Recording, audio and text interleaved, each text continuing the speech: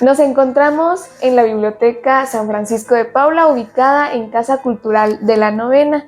El día de hoy traemos este episodio especial para el programa, ya que esta semana se conmemoró un día especial, pues estuvo celebrando el Día Mundial del Libro. Esto fue el día 23 de abril.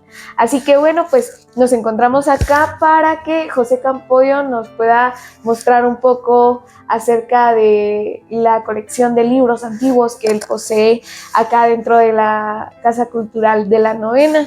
José, muchas gracias por abrirnos las puertas de la Casa Cultural de la Novena y por traer a nosotros un poco de la colección de libros antiguos que poseen acá. Gracias, para mí siempre es un placer, un honor estar acá compartiendo con todos los amables televidentes del programa cultural El Tesoro de la Catedral de San Marcos, porque lo más importante es aprender, conocer algo nuevo, y nosotros con todo respeto hacia ustedes pues estamos tratando de llevarles este gusto y este conocimiento por las bellas artes y las bellas letras, como decían antiguamente. Y es que leer un libro en físico es un deleite para el corazón y para el intelecto, porque no nos cansa tanto la vista y también estamos en contacto directo con hojas, en este caso de más de 100, 200 años de antigüedad, 300 años de antigüedad, en que nos van a conectar con, no solo con las mentes que crearon los libros, sino con los que los leyeron antiguamente, porque he tenido el privilegio, el placer de que en muchos de los libros que hemos encontrado o hemos adquirido, o los que ya estaban acá, de eso vamos a hablar más adelante, cuáles libros han tenido dedicatorias especiales, cuáles han tenido firmas especiales, notas de los antiguos autores, restos de cera, porque pues se leían a la luz de la noche, ¿verdad? Y no había energía eléctrica para mantenerlos. Entonces, es un apasionamiento por los libros desde mi más tierna infancia que yo hoy quiero compartirles a ustedes, porque muchas personas tiran los libros los destruyen pensando que no sirven, y es un tesoro de fuente inagotable de conocimiento, de sabiduría, de tecnicismos, aumentan el léxico, aumentan los conocimientos, te profesionalizan los libros, entonces hay muchas cosas que podemos hablar de ellas. Sí, es verdad, José, muchas gracias. Y bueno, pues vamos a dar inicio. Podemos observar algunos antiguos libros que tienes por acá. No sé si nos podrías enseñar el libro más antiguo que posees dentro de tu colección. Sí, el libro más antiguo de la colección de la sede San Francisco de Paula, de la Casa Cultural de la Novena, data de 1725, o sea que en el próximo 2025 va a cumplir 300 años de antigüedad.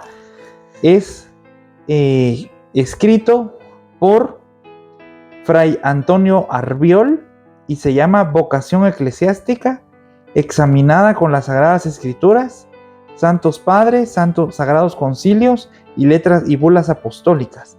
Tiene una orla tipográfica muy elegante, propia de la época, y tiene rastros, está empastado en pergamino de cordero, o sea, de una oveja joven. Un corderito es una oveja joven, y era el empastado más caro. También vamos a hablar un poco de esos empastados.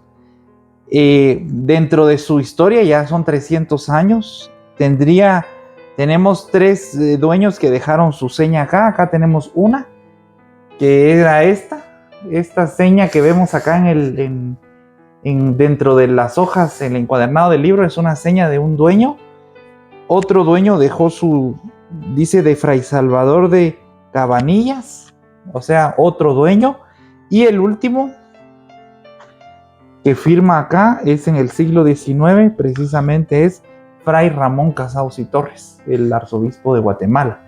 Entonces los libros tienen, o sea, parte de la esencia de las personas que los leyeron y los tuvieron. Entonces, y este libro es maravilloso porque contiene cómo criar a los hijos en la disciplina eclesiástica, porque antiguamente pues estaba la costumbre hispana en toda la hispanidad, valga la redundancia, de que muchas familias llevaban a sus hijos al seminario y se convertían en sacerdotes.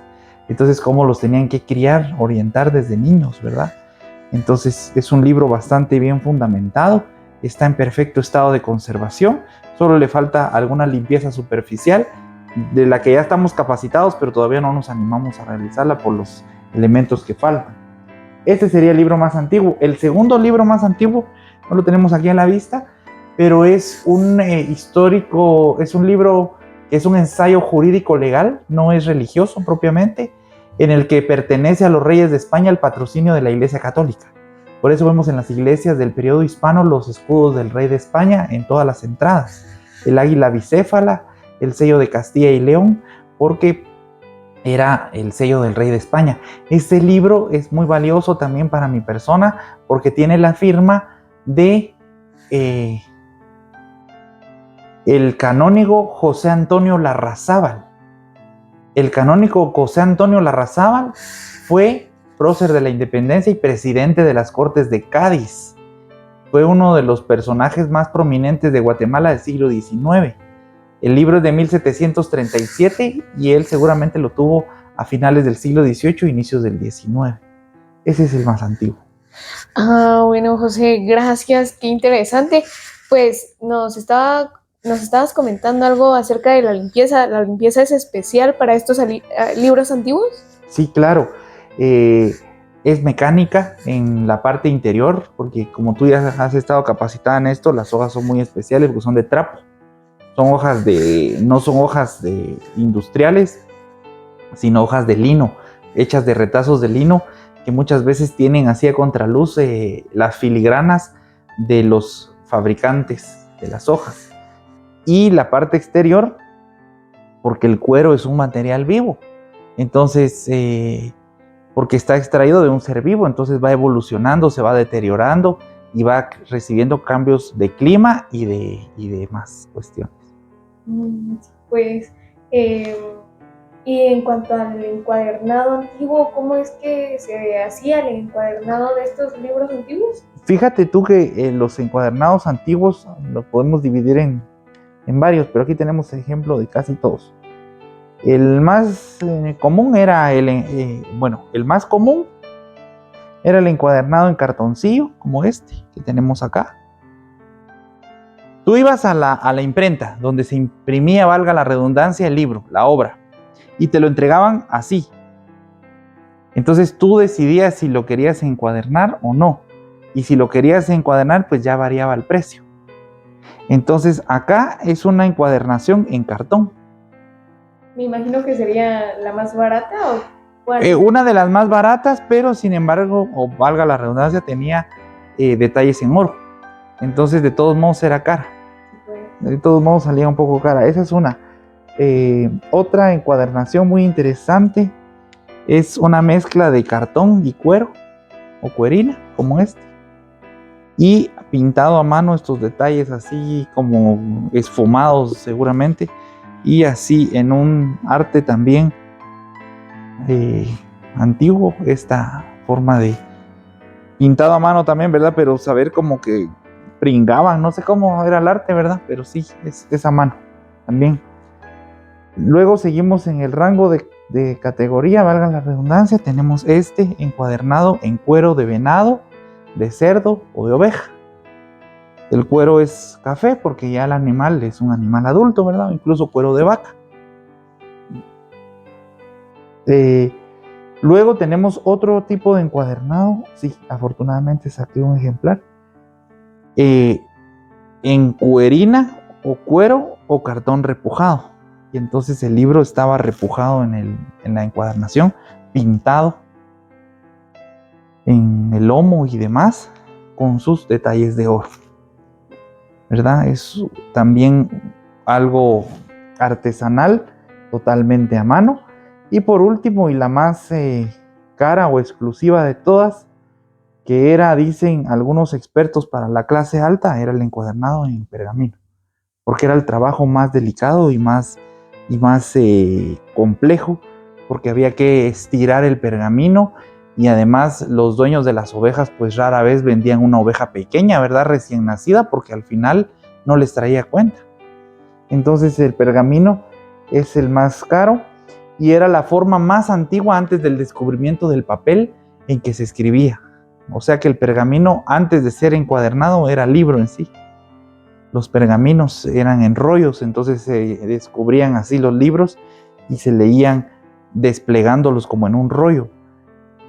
Con el inicio del cristianismo empezaron a hacerse los códices, o sea, el libro en códice o en cuaderno o encuadernado, donde entonces es más fácil porque vos vas descubriendo la lectura página tras página, ¿verdad? No tenés que desplegar el gran pergamino para leer lo que tiene el libro.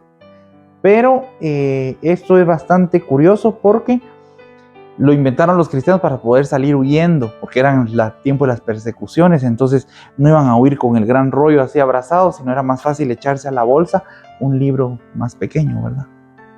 Bueno, es una interesante historia que quizá muchos no conocíamos, ¿verdad? Algo realmente interesante es que llama mucho mi atención los detalles de oro que utilizaban antes en estos encuadernados. Es muy interesante. Sí, son. Pues ahora en la actualidad no se realiza.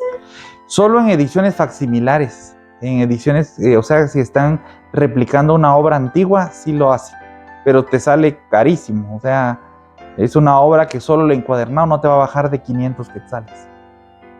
Ah, sí, pues me imagino. Y dentro de estos libros de la colección que podemos observar, ¿hay algún libro raro? ¿Cuál puede ser el libro más raro que tengan acá? Para mí, todos son raros porque todos son únicos. Muchos de ellos no van a estar en bibliotecas virtuales o en internet, o no los va a tener en una librería cualquiera en venta. Para mí todos son raros y especiales. A veces no solo por el tema o el título o el autor, sino por las firmas o las letras o los detalles que han dejado los antiguos dueños. Pero dentro de las rarezas que podemos contar, bueno, después vamos a dejar para la siguiente pregunta el más valioso, pero tenemos esta rareza que es mi más reciente adquisición, muy interesante, que es una edición de 1843, facsimilar, de un proceso completo de la Inquisición. O sea que en 1843 sacaron una obra editada por primera vez en 1622 y es una obra facsimilar, pero está el borrador, o como se dice popularmente, el machote de un proceso completo ante la Inquisición. Está el proceso de la Inquisición y abajo, como nota al pie de página, el fundamento legal de cada una de las actuaciones del tribunal, de los acusadores, de los testigos y todo. Y a mí me interesa mucho este tema porque la leyenda negra nos indica que aquellas famosas cacerías de brujas, o que la Inquisición mataba a cualquiera que no pensara como ellos querían que pensara, cuando la Inquisición era algo totalmente diferente. Las cacerías de brujas, más que se dieron en los países católicos, se dieron en los países protestantes. Para la Inquisición española, la brujería era una superstición digna de tristeza, pues, o sea, de que la gente era ignorante en ese sentido. Pero en los países protestantes sí hubo cacerías de brujas reales, pero la Inquisición española no. Las torturas tampoco están contenidas acá. Esas también pueden ser parte de la leyenda negra, o pueden ser parte más bien no del juicio eclesiástico, sino del juicio civil, porque ahí sí las autoridades podían, pues, acabamos de leer un inventario de una cárcel y dice cuántos grillos y cuántas cadenas tenía la cárcel, pero era el modo de la época, pues. Entonces, esto para mí es una rareza. Tengo varias rarezas, pero esta otra es un compendio de varios sermones, pero todos los sermones tienen en las primeras páginas, aparte de las dedicatorias, tienen las censuras eclesiásticas y civiles. O sea que quería decir que ya había sido revisado el texto por un juez eclesiástico, por un obispo, por un juez civil, y no se oponía a las autoridades el escrito. Sin embargo, en medio de todos, como que disimulado, hay un sermón manuscrito que no tiene ninguna censura, y como que para disimularlo o esconderlo lo metieron entre un montón de sermones que sí estaban autorizados, y este sermón está manuscrito, está fechado en 1766 y lo hizo el padre Diego Abad, jesuita. No tiene censuras porque los jesuitas fueron expulsados al año siguiente de México, de la Nueva España y de todos los reinos españoles. Entonces yo supongo que el padre, sus sermones y sus obras corrieron manuscritas, como secretas, por decirlo de otra manera. Ese también para mí es un libro muy raro. Y por último, tengo toda la colección de la mística Ciudad de Dios, de la Madre María de Jesús de Ágreda, donde relata la vida completa de Jesús y de María. Lo interesante del libro, aparte del arte que posee, es que está firmado por el gran sacerdote Federico Birto. Él era poeta y compuso muchas poesías y oraciones que, como siempre, en Guatemala no fueron tomadas en cuenta, pero en España y en Europa y en otros países son el plus de la época. Y está la mística Ciudad de Dios como parte de las rarezas que hoy comparto con ustedes. La mística Ciudad de Dios. Mística Ciudad de Dios. Es un libro que estuvo censurado por la Inquisición siglos, porque recordemos que teníamos una iglesia bastante controlada por hombres. La mística Ciudad de Dios, en primer lugar, fue escrita por una mujer, dictada por otra mujer. Entonces no tenía mayor intervención masculina. Fue la Madre María de Jesús de Ágreda que recibió la revelación de la Virgen María para escribir la mística Ciudad de Dios. Entonces era como un evangelio según María. Sí, pues. Ay, qué bonito. Eso es interesante. ¿Y ya lo has leído?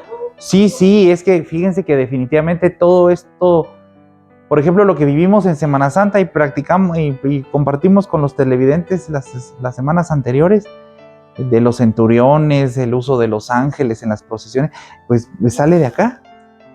Las novenas, muchos textos de novenas salen de acá, porque hay detalles que la Virgen le da a la Madre María de Jesús de Ágreda que no están contenidas en los evangelios. Entonces, ¿cuántos azotes recibió Jesús? El número exacto, a qué hora lo pusieron preso, cuántas caídas tuvo, todos detalles muy minuciosos y muy interesantes que nos relatan la vida de la Virgen y de Jesús, de una manera que concuerda con los evangelios, pero más detallada. Ay, qué bonito. Me imagino que se debe sentir una magia al momento de estarlos leyendo. Sí, definitivamente es una magia muy interesante. Por ejemplo, hay un detalle curioso. Por ejemplo, el Sábado Santo, la Virgen le concede el perdón a San Pedro por haber negado a Cristo, pero San Pedro la busca en su retrete, a la Virgen. Y el retrete no solo era un lugar para ir a hacer sus necesidades o bañarse, sino también para estar en retiro. Entonces son detallitos que uno jamás se hubiera imaginado que en la Biblia estuvieran, pero la Virgen los relata en este otro libro. O cuando tuvo al niño Jesús, que San Miguel se lo entrega, porque la Virgen fue virgen antes, durante y después del parto. Entonces el parto no fue como el de las señoras normal, ¿verdad? Sino fue un parto místico. Muy interesante todo eso. Sí, muy interesante. ¿Y hay libros similares a este? Hay bastantes. Por ejemplo, después de la mística Ciudad de Dios, eso es en el siglo XVII. En el XIX, por el 1800, apareció, que también lo tenemos, una beata que se llama Ana Catalina Emmerich, que también le fue revelada la pasión de Cristo en visiones o sueños, los escribió y concuerdan con este otro. Y lo interesante es que en base a esa película, a ese libro, se hizo la película de la Pasión de Mel Gibson. O sea, con esos detalles. Obviamente hay detalles muy íntimos, ¿verdad? No van a poner a la Virgen en el retrete. Por ejemplo, a San Pedro sí lo ponen pidiéndole perdón a la Virgen y de hecho perdona a San Pedro, pero es después de las negaciones. O sea, hay detalles que se van omitiendo por tal vez incomprensión del mundo actual, que es muy materialista, pero en ese sentido son cosas que vale la pena dar a conocer. Sí, realmente vale mucho la pena. Y estos antiguos libros son comprados o cómo fue que se adquirieron para la Casa Cultural de la Novena? Algunos son comprados en efecto, pero otros son heredados. Por ejemplo, este que perteneció a mi tatarabuelo, Pablo Campoyo Narezo, y tiene su sello. Pablo Campoyo, Finca Costa Rica, el tumbador San Marcos. Y así como este hay otros muchos. Él tenía una biblioteca, yo creo que de él heredé la pasión de leer, bueno, de mis dos tatarabuelos que han de haber sido gente preparada. Y miren, tiene el sello de la encuadernación en Quetzaltenango. Como vemos, es una encuadernación natural o más sencilla, y es del año 1918.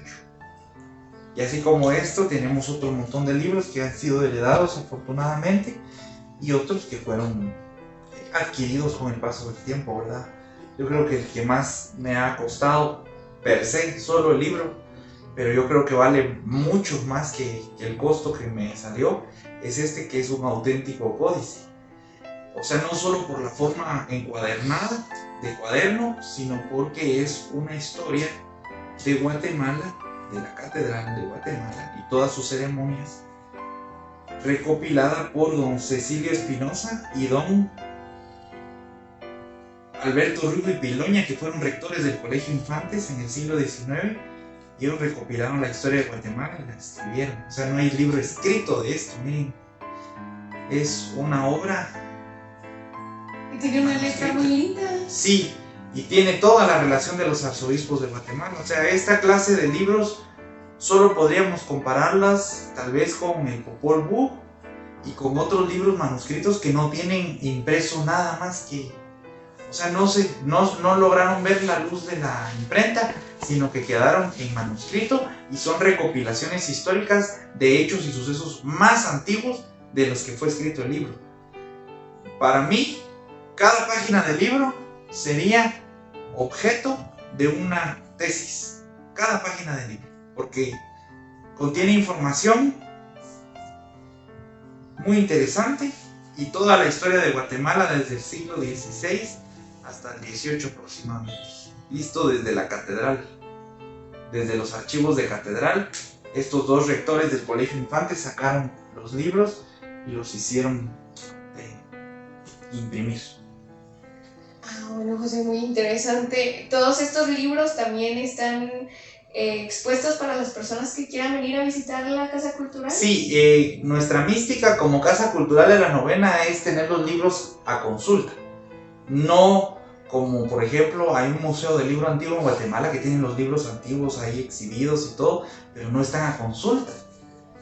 Es decir, a consulta tendría que tener uno lo que se dice cuello con algún director de ese museo para lograr leer. Nosotros queremos que la gente se conecte con la historia, se conecte con los antepasados, con su información que desea a través de los libros. Entonces están a consulta. Claro que con las respectivas diligencias para no deteriorarlos, porque lo que se pretende es que se conserven para otras 2, 3 generaciones más. ¿Tiene algún proyecto para digitalizar estas? Pues esperamos que con el paso del tiempo vayamos a poder tener el proyecto de la digitalización. De hecho, recientemente por parte de la directiva de la Asociación Guatemalteca de Casas de Cultura nos mandaron así: ¿qué quiere cada casa de la cultura? Porque habrá una que necesita marimba, pero nosotros no necesitamos marimba. Habrá otra que necesita profesores de pintura, nosotros no necesitamos profesores de pintura. Nosotros lo que solicitamos es conservación y digitalización de documentos antiguos. Eso solicitamos, a ver qué pasa. Esperamos que así sea, si no, pues vamos a iniciar ya nuestra... Porque ya podemos digitalizar.